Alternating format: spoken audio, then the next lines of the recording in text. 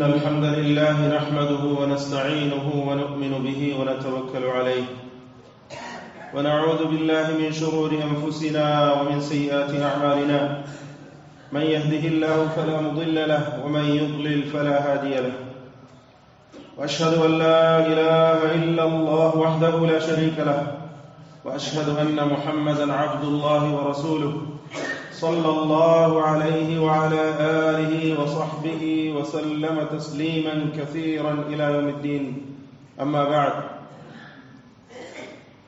يا أيها الذين آمنوا اتقوا الله حق تقاته ولا تموتن إلا وأنتم مسلمون يا أيها الذين آمنوا اتقوا الله وقولوا قولا سديدا يصلح لكم أعمالكم ويغفر لكم ذنوبكم ومن يطع الله ورسوله فقد فاز فوزا عظيما عباد الله يقول ربنا جل وعلا في كتابه العزيز وصفا عنه جلت عظمته الذي خلق الموت والحياة ليبلوكم أيكم أحسن عملا سئل الفضيل بن عياض عن العمل الحسن في قوله تعالى الذي خلق الموت والحياة ليبلوكم أيكم أحسن عملا وهو العزيز الغفور فقال العمل الحسن أخلصه وأصوبه قالوا يا أبا علي ما أخلصه وأصوبه قال إن العمل إذا كان خالصا ولم يكن صوابا لم يقبل وإذا كان صوابا ولم يكن خالصا لم يقبل حتى يكون خالصا صوابا والخالص ما كان لله والصواب ما كان على السنة ثم قرأ قوله تعالى فمن كان يرجو لقاء ربه فليعمل عملا صالحا ولا يشرك بعبادة ربه أحدا ഏറെ ബഹുമാനവും ആദരവുമുള്ള സത്യവിശ്വാസികളെ കഴിവിന്റെ പരമാവധി അള്ളാഹുവിനെ സൂക്ഷിച്ചുകൊണ്ട് തഖ്വയുള്ളവരായി ജീവിക്കണമെന്ന് സ്വയം ഉൾക്കൊണ്ടുകൊണ്ട് എല്ലാ ഓരോരുത്തരെയും ഉപദേശിക്കുകയാണ്, വസിയത്ത് ചെയ്യുകയാണ്. ഒരു സത്യവിശ്വാസിയുടെ ജീവിതം കർമ്മനിബിഡമായിരിക്കും. മരണം വരെയും അവൻ സൽക്കർമ്മങ്ങൾ അനുഷ്ഠിച്ചുകൊണ്ട് അവന്റെ ജീവിതം ധന്യമാക്കിയിരിക്കുന്നതാണ്. അതാണ് ഒരു സത്യവിശ്വാസിയുടെ ജീവിതം. നമ്മളെല്ലാവരും ആ രൂപത്തിൽ അള്ളാഹുവിന്റെ വജ്ഹ് മാത്രം ആഗ്രഹിച്ചുകൊണ്ട് അവന്റെ പ്രീതി കാക്ഷിച്ചുകൊണ്ട് അവന്റെ പക്കൽ സ്വർഗത്തിൽ ഉന്നതമായ സ്ഥാനം ലഭിക്കണമെന്ന അതിയായ ആഗ്രഹത്തോടെയും വാഞ്ഛയോടും കൂടിയുള്ള പ്രവർത്തനങ്ങളെ ആയിരിക്കണം ഏർപ്പെടേണ്ടത്. കർമ്മങ്ങൾ സ്വീകരിക്കപ്പെടുന്നതിനുള്ള മാനദണ്ഡം അതിന്റെ നിയ്യത്തിനനുസരിച്ചാണ്. അതെന്തൊരു ലക്ഷ്യത്തിനു വേണ്ടി നിർവഹിക്കപ്പെട്ടുവോ അതിനനുസരിച്ചായിരിക്കും. ഇന്നമൽ അഅ്മാലു ബിന്നിയ്യാത്ത് നാം പലപ്പോഴായി കേട്ടിട്ടുള്ള പ്രസിദ്ധമായ വചനമാണ്. കർമ്മങ്ങൾ സ്വീകരിക്കപ്പെടുന്നത് നിയ്യത്തുകൾക്കനുസരിച്ചാണ് എന്ന് പ്രവാചകൻ സല്ലല്ലാഹു അലൈഹി വസല്ലം പറയുകയുണ്ട്. സൂറത്തുൽ മുൽക്കിലെ 2-ാമത്തെ വചനമാണ് ഞാൻ നിങ്ങളെ ഓതി കേൾപ്പിച്ചത്. الذي خلق الموت والحياة ليبلوكم أيكم أحسن عملا وهو العزيز الغفور. ജീവിതവും മരണവും സൃഷ്ടിച്ചവനായ അള്ളാഹു അവൻ മഹാപരിശുദ്ധനാണ്, അവൻ അനുഗ്രഹീതനായിരിക്കുന്നു എന്ന് പറഞ്ഞുകൊണ്ട് അള്ളാഹു പറയുന്നത് എന്തിനു വേണ്ടി ആ ജീവിതവും മരണവും സൃഷ്ടിച്ചത്? ലിയബ്ലുവക്കും, നിങ്ങളെ പരീക്ഷിക്കുവാൻ വേണ്ടി. അയ്യുക്കും അഹ്സനു അമല, നിങ്ങളിൽ ആരാണ് ഏറ്റവും അമൽ കൊണ്ട് അഹ്സനായിട്ടുള്ളത്, ഏറ്റവും നല്ല നിലയിൽ അമൽ ചെയ്യുന്നത് ആരാണെന്ന് പരീക്ഷിക്കുവാൻ വേണ്ടിയാണ്. എന്താണ് അഹ്സനു അമൽ? ഏറ്റവും നന്നായി പ്രവർത്തിക്കുക എന്ന് പറഞ്ഞാൽ വളരെ ഭംഗിയായി കൃത്യമായി പൂർണ്ണമായി ചെയ്യുന്ന കാര്യങ്ങൾ പൂർത്തിയാക്കി ചെയ്യുക എന്നത് മാത്രമാണ് അതുകൊണ്ട് ലക്ഷ്യമാക്കുന്നത്? ഒരിക്കലുമല്ല. മഹാനായ ഫുദൈൽ ഇബ്നു ഇയാദ് റളിയല്ലാഹു അൻഹു ചോദിക്കപ്പെടുകയുണ്ടായി, എന്താണ് അഹ്സനു അമൽ എന്നതുകൊണ്ട് ഉദ്ദേശിക്കപ്പെടുന്നത്? അദ്ദേഹം നൽകിയ മറുപടി, അമൽ അത് ഖാലിസും അസ്വബും അഖ്ലസുമായിരിക്കുമ്പോൾ മാത്രമാണ് അത് സ്വീകരിക്കപ്പെടുക. ഖാലിസ് മാത്രമാണ്, പക്ഷേ സവാബല്ല, സ്വീകരിക്കപ്പെടുകയില്ല. സവാബാണ്, ഖാലിസ് അല്ല, സ്വീകരിക്കപ്പെടുകയില്ല. അപ്പോൾ എന്താണ് അസ്വബും അഖ്ലസും എന്ന് പറഞ്ഞാൽ? ഖാലിസ് അല്ലെങ്കിൽ അഖ്ലസ് എന്ന് പറഞ്ഞാൽ പൂർണ്ണമായ ഇഖ്ലാസോടുകൂടി മാ കാന ലില്ലാഹ്, അല്ലാഹുവിന് വേണ്ടി ചെയ്യുന്ന പ്രവർത്തനം. അതാണ് ഇഖ്ലാസോടുകൂടി അഖ്ലസ് ആയിട്ടുള്ള ഖാലിസ് ആയിട്ടുള്ളത്. സവാബ് എന്ന് പറഞ്ഞാൽ മാ കാന അല സുന്ന, പ്രവാചകൻ സല്ലല്ലാഹു അലൈഹി വസല്ലമയുടെ ചര്യ അനുസരിച്ച് നിർവഹിക്കപ്പെടുന്നതായിരിക്കണം. കൃത്യമായ വഅന്ന ഹാദാ സിറാത്തി മുസ്തഖീമൻ ഫത്തബിഊ, ഇതാണ് എന്റെ ശരിയായ മാർഗം, ഋജുവായ എന്റെ പാത ഇതാണ്, നിങ്ങൾ ഇത് പിൻപറ്റിക്കൊള്ളണം എന്ന് പ്രവാചകൻ സല്ലല്ലാഹു അലൈഹി വസല്ലം പഠിപ്പിക്കുകയുണ്ടായി. ആ മാർഗത്തിൽ നിന്ന് ഒരു അണുവളവ് തെറ്റിപ്പോവാതെ കൃത്യമായി നബി സല്ലല്ലാഹു അലൈഹി വസല്ലം പഠിപ്പിച്ച് തന്ന വിധത്തിൽ നാം അമൽ ചെയ്യുക എന്നതാണ്. അപ്പോൾ പൂർണ്ണമായ ഇഖ്ലാസോടുകൂടി ചെയ്യപ്പെടുന്ന അമലുകൾക്ക് മാത്രമേ അള്ളാഹുവിന്റെ അടുക്കൽ സ്ഥാനമുള്ളൂ. അത് പ്രവാചകൻ സല്ലല്ലാഹു അലൈഹി വസല്ലമയുടെ ചര്യമനുസരിച്ചായിരിക്കുകയും വേണം. വല്ലദീന യുഅ്തൂന മാ ആതവ വഖുലൂബുഹും വജിലത്തുൻ അന്നഹും ഇലാ റബ്ബിഹിം റാജിഊൻ. قالت عائشة رضي الله عنها يا رسول الله والذين يؤتون ما آتوا وقلوبهم وجلة أهو الذي يزني ويشرب الخمر ويسرق؟ قال لا يا بنت الصديق ولكنه الرجل يصوم ويصلي ويتصدق ويخاف ألا يقبل منه. ഇമാം അഹ്മദും തിർമിദിയും ഉദ്ധരിച്ചിട്ടുള്ള സഹീഹായ റിവായത്താണ്. വല്ലദീന യുഅ്തൂന മാ ആതൗ, തങ്ങൾ ധർമ്മം ചെയ്തിട്ടുള്ളത്, അവർ ധർമ്മം ചെയ്യുമ്പോഴുള്ള അവരുടെ അവസ്ഥ എന്താണ്?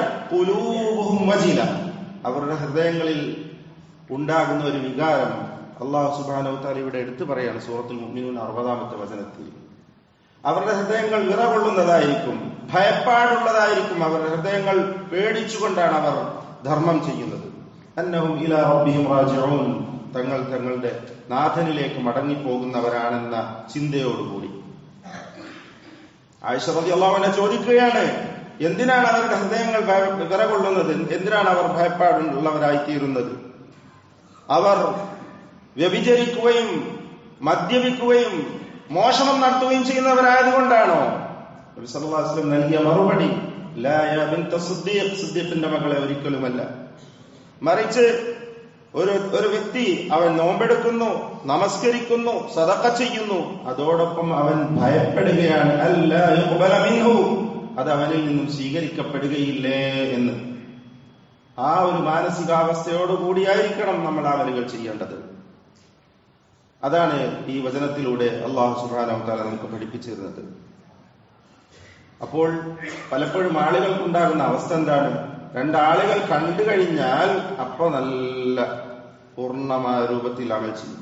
ആരും കാണാനില്ല, നല്ല സൽക്കർമ്മം ചെയ്തു, അത് വെറുതെ നഷ്ടായി, ആരും കണ്ടില്ല, ഒരു കാര്യം അതുകൊണ്ടുണ്ടായില്ല എന്നൊരു മാനസികാവസ്ഥയാണോ?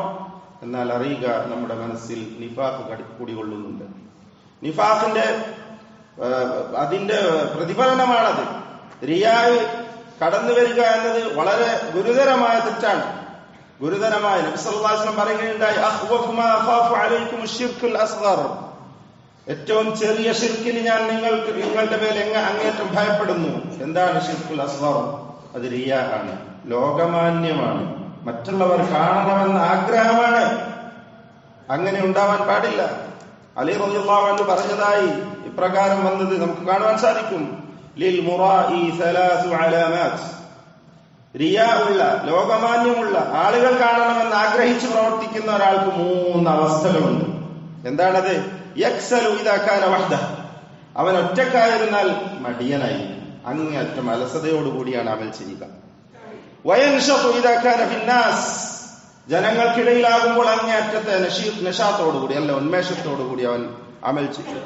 വയസീദു ഫിൽ അമലി ഇദാ ഉസ്നിയ അലൈഹി വയൻഖുസു ഇദാ ദും, അവനെ എങ്ങാനും പ്രശംസിച്ചാൽ, ആരെങ്കിലും വന്ന് നല്ല 2 വാക്ക് പറഞ്ഞ് അവനെ പ്രശംസിച്ചു കഴിഞ്ഞാൽ അവൻ കൂടുതൽ ഉത്സാഹത്തോടുകൂടി വീണ്ടും പ്രവർത്തിക്കും.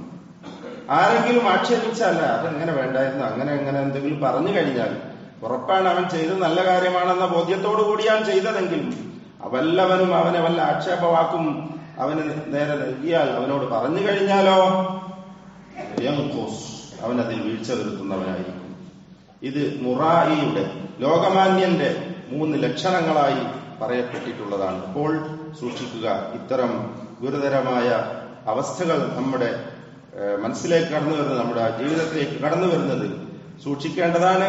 റിയായിൽ നിന്ന് അള്ളാഹു നമ്മെ ഏവരെയും കാത്തുരക്ഷിക്കുമാറാവട്ടെ. أقول قولي هذا وأستغفر الله العظيم لي ولكم فاستغفروه إنه هو الغفور الرحيم.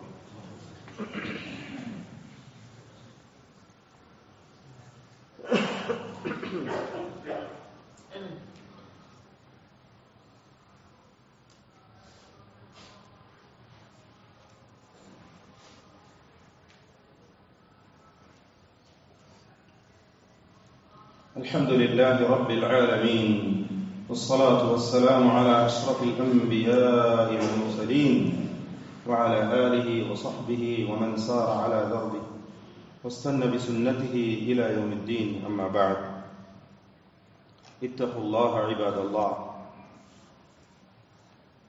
പ്രവാചകൻ സല്ലല്ലാഹു അലൈഹി വസല്ലമ പരലോകത്ത് അള്ളാഹുവിന്റെ അർശിന്റെ തണൽ ലഭിക്കുന്ന 7 ആളുകളെ കുറിച്ച് വിവരിച്ചു തന്നപ്പോൾ അതിൽ പറഞ്ഞത് ഒരു വ്യക്തി വറജുലുൻ ദക്കറല്ലാഹ ഖാലിയൻ ഫഫാദത് ഐനാ,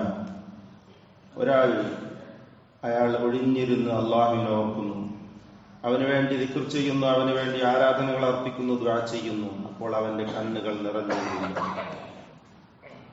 മറ്റൊരുത്തന്റെ അവസ്ഥ വറജുലുൻ തസദ്ദഖ ബിസദഖത്തിൻ ഫഅഖ്ഫാഹ ഹത്താ ലാ തഅലമ യമീനുഹു മാ തുൻഫിഖു ശിമാലു ഔ ഹത്താ ലാ തഅലമ ശിമാലുഹു മാ തുൻഫിഖു യമീനുഹു. ഒരു സദഖ ചെയ്യുന്ന വ്യക്തി അവൻ സദഖ ചെയ്യുമ്പോൾ വലം കൈ കൊടുക്കുന്നത് അവന്റെ ഇടം കൈ പോലും അറിയുന്നില്ല, ഇടത്തെ കൈ പോലും അറിയുന്നില്ല, അത്രക്ക് രഹസ്യമാക്കിയിട്ട് അവൻ ചെയ്യുന്നു. സഹോദരന്മാരെ, വളരെ ഗൗരവമേറിയ കാര്യമാണ്. ജീവിതത്തിൽ രഹസ്യ ജീവിതം വളരെ ശുദ്ധമായിരിക്കും. രഹസ്യ ജീവിതത്തിൽ നാം അനുഷ്ഠിക്കുന്ന അമലുകൾക്ക് അതിയായ വളരെ വലിയ പ്രാധാന്യമാണ് അള്ളാഹുവിന്റെ അടുക്കലുള്ളത്. പ്രവാചകൻ സല്ലല്ലാഹു അലൈഹി വസല്ലം ഉപദേശിക്കുകയുണ്ടായി, അയ്യുഹന്നാസ് ഫസല്ലു അയ്യുഹന്നാസു ഫീ ബുയൂതികും ഫഇന്ന അഫ്ളല സ്വലാത്തിൽ മർഇ ഫീ ബൈതിഹി ഇല്ല സ്വലാത്തുൽ മക്തൂബ. ജനങ്ങളെ, നിങ്ങൾ വീടുകളിൽ വെച്ച് നമസ്കാരം നിർവഹിച്ചു കൊള്ളണം, ഐച്ഛികമായ നമസ്കാരങ്ങൾ. കാരണം ഒരു മനുഷ്യൻ അവന്റെ വീട്ടിൽ വെച്ച് നമസ്കരിക്കുന്നത് വളരെയധികം പുണ്യമുള്ളതാണ്. അഫ്ളലായ, ഏറ്റവും പ്രാധാന്യമർഹിക്കുന്ന, ഏറ്റവും അഫ്ളലായ അമലാണ്, കർമ്മമാണ്, നമസ്കാരമാണ്. ഇല്ല സ്വലാത്തുൽ മക്തൂബ, നിർബന്ധ നമസ്കാരങ്ങൾ ഒഴികെ എന്ന് പറയുകയുണ്ടായി. അപ്പോൾ സല്ലല്ലാഹു അലൈഹി വസല്ലമയുടെ ചര്യയിൽ നമുക്ക് കാണുവാൻ കഴിയും, സഹാബികളുടെ ഒക്കെ ജീവിതത്തിൽ നാം പരിശോധിച്ചാൽ കാണുവാൻ കഴിയുന്നതാണ്, സുന്നത്ത് നമസ്കാരങ്ങളുടെ വലിയ ഒരു ഭാഗം അവർ വീട്ടിൽ വെച്ചായിരുന്നു നിർവഹിച്ചിരുന്നത് എന്നത്. അത് നമ്മളും ശീലമാക്കേണ്ടതാണ്. ഇവിടെ അൽ ഖബീഅ എന്ന് പറയപ്പെട്ടിട്ടുള്ള ഒരു സ്വഭാവത്തെക്കുറിച്ച് നബി സല്ലല്ലാഹു അലൈഹി വസല്ലം പഠിപ്പിക്കുന്നുണ്ട്. ഖബീഅ, ആ പദം തന്നെ നമ്മൾ മനസ്സിൽ കുറിച്ചു വെക്കുക. വളരെ രഹസ്യമായി നാം ചെയ്യുന്നതായ സൽക്കർമ്മം, അതിനാണ് ഖബീഅ എന്ന് പറയുക. ഒരെന്തെങ്കിലും ഒരു ആവശ്യം വന്നു, ഒരാളുടെ സഹായം അല്ലെങ്കിൽ വേറെ എന്തെങ്കിലും ഒരു അത്യാവശ്യ ഘട്ടത്തിൽ ഒരു വ്യക്തി അതിലേക്ക് പങ്കുചേരുകയാണ്. അങ്ങനെ ആരാണിത് നൽകിയതെന്നോ ആരാണിതിൽ പങ്കാളിയായതെന്നോ ഒരിക്കലും മറ്റൊരാളും തന്നെ അറിയുന്നില്ല. ഇത് ഖബീഅ. വീട്ടിൽ നിന്ന് തന്നെ എഴുന്നേറ്റ് നിന്ന് നമസ്കരിക്കുന്നു, ഖിയാമുൽ ലൈൽ നിർവഹിക്കുന്നു, ഭാര്യ പോലും അറിയുന്നില്ല. ഖബീഅത്താണ്. ചില ആളുകളുടെ ചരിത്രം പറയപ്പെട്ടിട്ടുള്ളത്, അവർ വീട്ടിൽ നിന്ന് ഇറങ്ങിപ്പോകും, അന്ന് അവർക്ക് കഴിക്കുവാനുള്ള ഭക്ഷണ പൊതിയുമായിട്ട് അവരുടെ മാർഗത്തിലേക്ക് അവർ ഇറങ്ങിത്തിരിക്കുന്നു.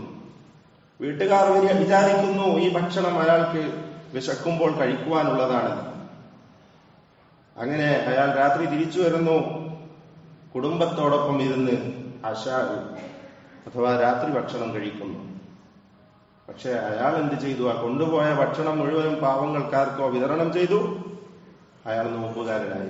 വീട്ടുകാർ പോലും അറിഞ്ഞിട്ടുള്ള അയാൾ നോമ്പുകാരനായി. രാത്രി വീട്ടിൽ വന്ന് വീട്ടുകാരുടെ കൂടെ രാത്രി ഭക്ഷണം കഴിക്കുന്നു. അത്രക്ക് രഹസ്യമായി അള്ളാഹുവിനെ ഭയപ്പെടുന്ന ആളുകൾ, രഹസ്യമായ ജീവിതത്തിൽ പാപങ്ങൾ ചെയ്തുകൊണ്ട് കുറ്റകരമായ കാര്യങ്ങളിൽ ഏർപ്പെട്ടുകൊണ്ട് മറ്റുള്ളവർ കാണരുതെന്ന ഭയപ്പാടോടുകൂടി ചെയ്യുന്ന അവസ്ഥ ഒന്ന് ആലോചിച്ചു നോക്കൂ, എത്ര ഗുരുതരമാണ്. യൗമ തുബ്ല സറായിർ, എല്ലാ രഹസ്യങ്ങളും പരസ്യമാക്കപ്പെടുന്ന ഒരു ദിവസം വരാറുണ്ട്. ആ ദിവസത്തിൽ നമ്മുടെ സൽക്കർമ്മങ്ങളാകട്ടെ അവിടെ പരസ്യമാക്കപ്പെടുന്നത്.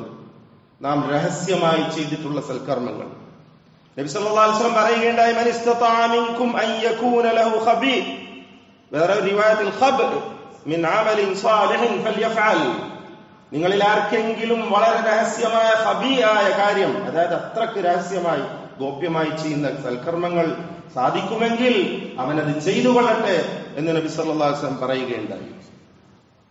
മഹാനായ അലി ഇബ്നുൽ ഹുസൈൻ ഇബ്നു അലി ഇബ്നു അബി ത്വാലിബ് റളിയല്ലാഹു അൻഹും അജ്മഈൻ, സൈനുൽ ആബിദീൻ എന്ന സ്ഥാനപ്പേരോടുകൂടി അറിയപ്പെട്ട മഹാനവർ അലി ഇബ്നു അബി ത്വാലിബ് റളിയല്ലാഹു അൻഹുവിന്റെ പേരക്കുട്ടി.